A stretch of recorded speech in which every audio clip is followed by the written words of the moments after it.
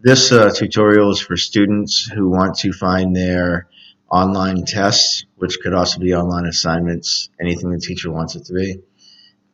Once you're logged into Sycamore, go to your school homepage, come down to My School, and select My Classes. It will bring up all of your classes. So we're going to go to 8th grade computer. We're going to come over here to instructional and online tests. Here is an online test. Click take, and we'll go through and answer these real quick.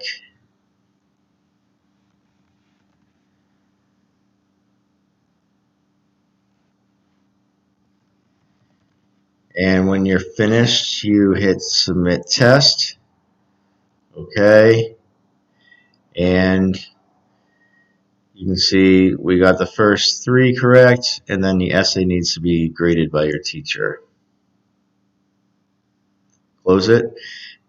Now, if you close that window before you're finished and your instructor put in that you can't take retakes, you won't be able to go in and change anything.